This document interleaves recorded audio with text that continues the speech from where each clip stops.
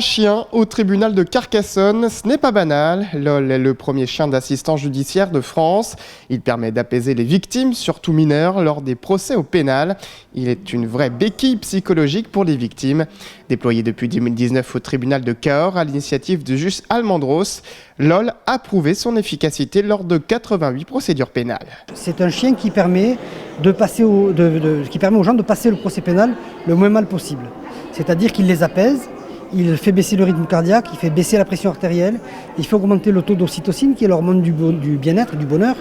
Et donc il permet aux gens de déposer de manière sereine. Ça ne veut pas dire qu'il est là pour faire dire la vérité aux gens, pas du tout. La présence du chien ne doit pas être interprétée d'une manière ou d'une autre.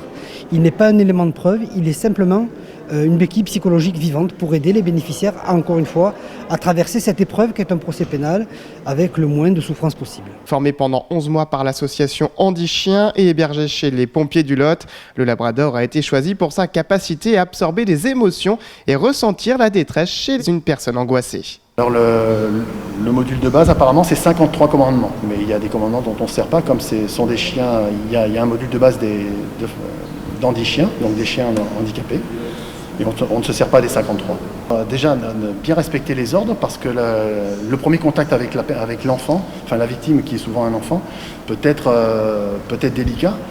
Parce que si on rapporte la taille de l'enfant par rapport à la taille du chien, c'est quelque chose d'impressionnant, donc il ne faut pas que le chien arrive trop vite dessus.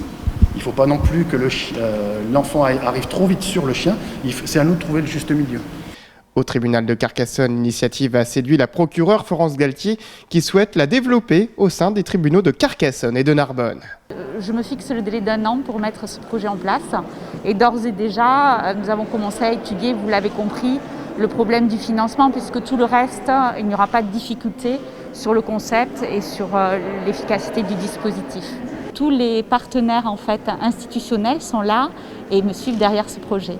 En France, 3 autres chiens ont été éduqués pour officier dans les tribunaux de Strasbourg, Nevers et Orléans.